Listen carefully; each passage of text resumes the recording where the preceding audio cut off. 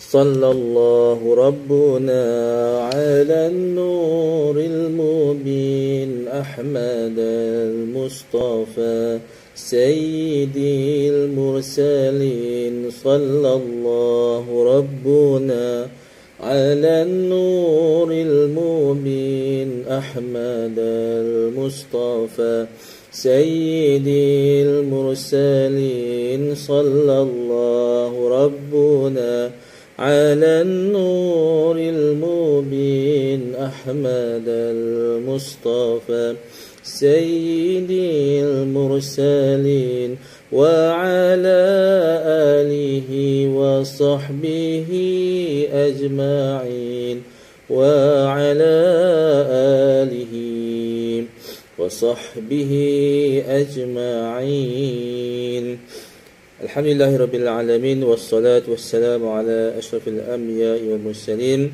وعلى آله وصحبه أجمعين أما بعد.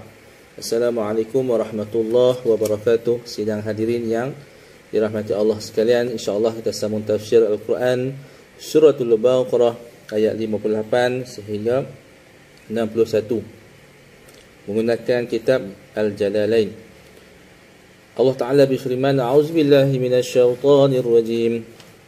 Wa idh qulna adkhulu hadhihi al-qaryata فكلوا منها حيث شئتم رغدا وادخلوا الباب سجدا وقولوا حطة نغفر لكم خطاياكم وسنزيد المحسنين. Baik, pada ayat 58 ini Allah Ta'ala mengatakan, dan ingatlah ketika kami berfirman, yakni kepada mereka setelah mereka terlepas daripada kebingungan, masuklah ke negeri ini, yakni Baitul Maqdis atau yang disebut sebagai Ariha. Maka makanlah dengan nikmat berbagai makanan yang ada di sana sesukamu, yakni secara lapang tanpa batas, dan masukilah pintu gerbangnya, yakni pintu gerbang kota, sambil membongkok, yakni sujud di sini bermaksud menunduk, menundukkan kepala, menundukkan badan. Dan katakanlah, seraya meminta kepada kami, yakni Allah, bebaskanlah kami dari dosa-dosa kami. Yang ini, gugurkanlah kesalahan-kesalahan kami, nescaya Allah Ta'ala akan ampuni.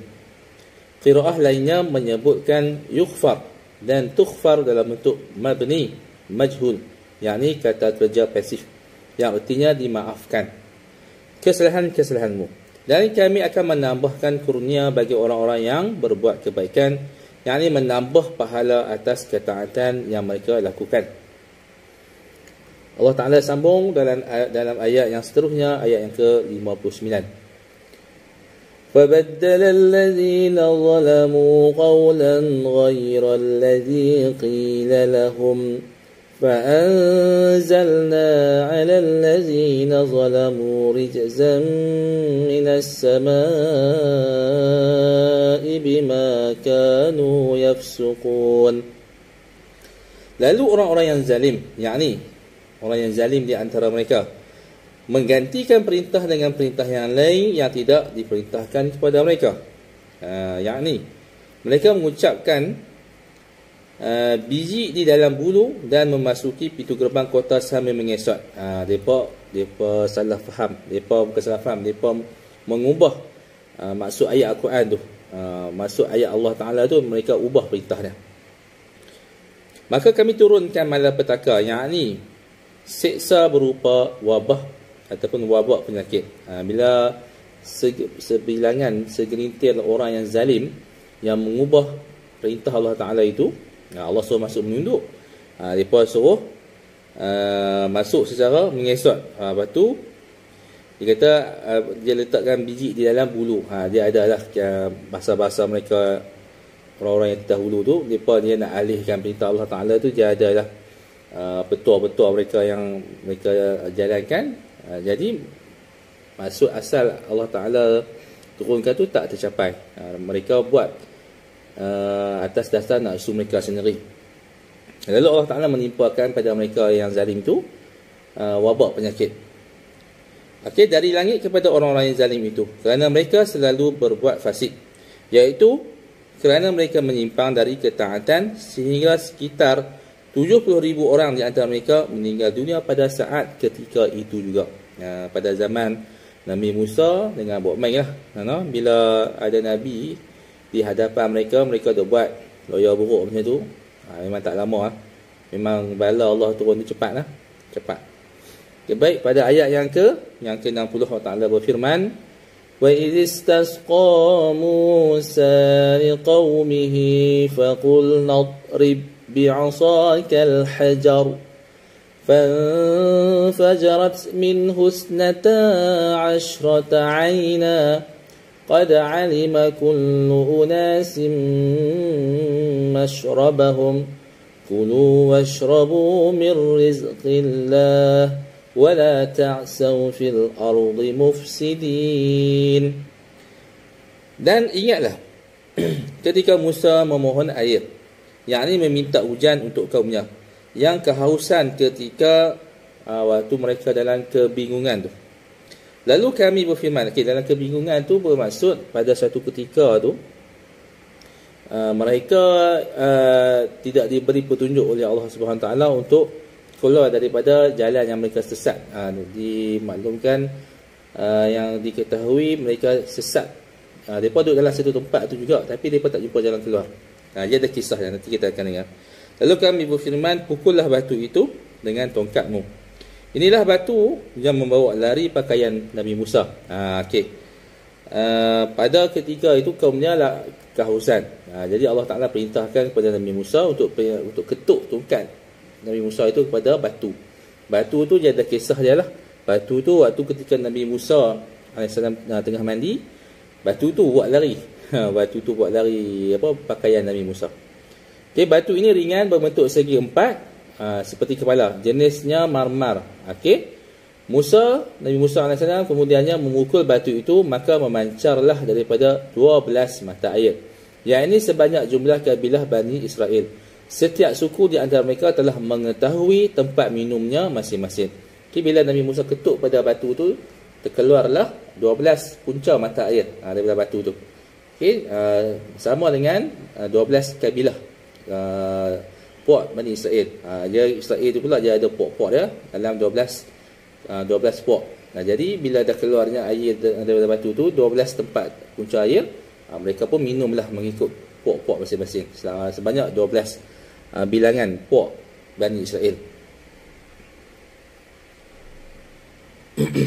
Sehingga tidak ada orang lain dari suku lain yang turun serta minum di tempat mereka itu. Jadi kaum suku lain tidak bercampur dengan suku lain, suku yang lain. Mereka minum mengikut suku-suku mereka. Lalu kami firmankan kepada mereka, makan dan minumlah dari rezeki yang diberikan Allah, dan janganlah kamu melakukan kejahatan di bumi dengan berbuat kerosakan. Pada ayat 61 Allah Ta'ala berfirman, وَإِذْ قُلْتُمْ يَا مُوسَى لَن نَّصْبِرَ عَلَى طَعَامٍ وَاحِدٍ فَادْعُ لَنَا رَبَّكَ يُخْرِجْ لَنَا مِمَّا تُنبِتُ الْأَرْضُ مِنْ بَقْلِهَا وَقِثَّائِهَا وَفُومِهَا وَعَدَسِهَا وَبَصَلِهَا قَالَ أَتَسْتَبْدِلُونَ الَّذِي هُوَ أَدْنَى بِالَّذِي هُوَ خَيْرٌ اهْبِطُوا مِصْرًا فَإِنَّ لَكُمْ مَا سَأَلْتُمْ وَضُرِبَتْ عَلَيْهِمُ الذِّلَّةُ وَالْمَسْكَنَةُ وَبَاءُوا بِغَضَبٍ مِّنَ اللَّهِ ذَلِكَ بِأَنَّهُمْ كَانُوا يَكْفُرُونَ بِآيَاتِ اللَّهِ وَيَقْتُلُونَ النَّبِيِّينَ بِغَيْرِ الْحَقِّ ذَلِكَ بِمَا عَصَوْا وَكَانُوا يَعْتَدُونَ. Dan ingatlah ketika kalian berkata, wahai Musa, kami tidak tahan hanya makan dengan satu macam makanan saja, yakni satu jenis makanan saja, iaitu manna dan salwa. Maka mohonlah kepada Tuhanmu untuk kami agar Dia memberikan kepada kami apa yang ditumbuhkan di bumi. Okey. Seperti sayur mayur, mentimun, bawang putih, kacang adas dan bawang merah. Dia Musa menjawab, apakah kamu meminta sesuatu yang buruk, yang hina sebagai ganti dari sesuatu yang baik, yang lebih mulia, iaitu apakah kalian patut mengambil barang yang buruk sebagai ganti barang yang baik? Okey. Bermaksud Allah dah turunkan manna dan salwa tu. Yang ni kita dah huraikan pada ayat yang sebelum ni, pada episod yang sebelum ini. Tapi mereka minta lagi makanan selain pada makanan manna dan salwa. Mereka minta macam timun, bawang putih, bawang merah. Sebenarnya tu barang-barang tu memang dah ada lah di muka bumi. Jadi manna dan salwa ni makanan daripada langit. Mereka minta makanan yang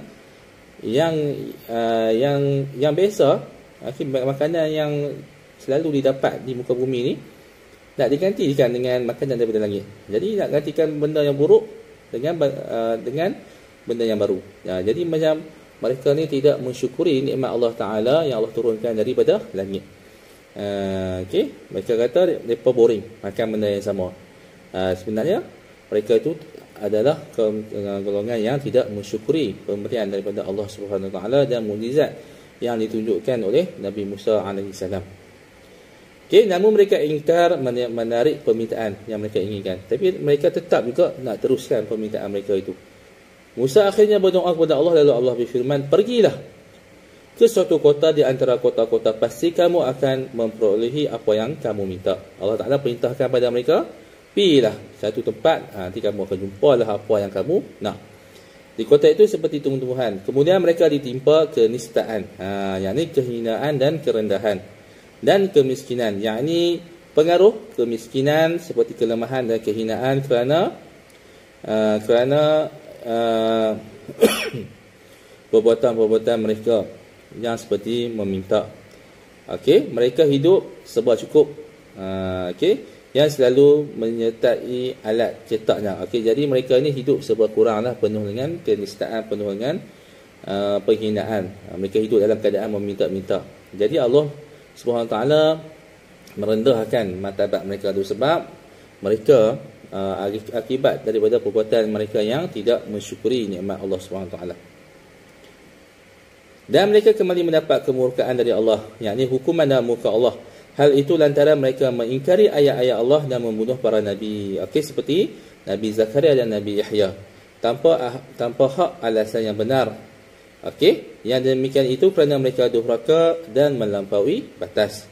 Okey, firman ini diulang sebagai penegasan. Okey, di sini ada ashabun nuzul pada ayat 219. Okey, ayat 219 ni tak sampai lagi, tapi kita baca dahulu. Okey, yang bermaksud Ibnu Jarir meriwayatkan dari Abu Hurairah bahwasanya ada seorang sahabat datang kepada Rasulullah. Sahabat itu kemudian berkata, "Wahai Rasulullah, saya memiliki dinar." Okey. Rasulullah menjawab, "Manfaatkanlah buat dirimu." Sahabat itu kemudian berkata, "Saya masih punya yang lain." Rasulullah menjawab, "Nafkahkanlah buat keluargamu." Sahabat mengatakan, "Saya punya nafkah yang lain.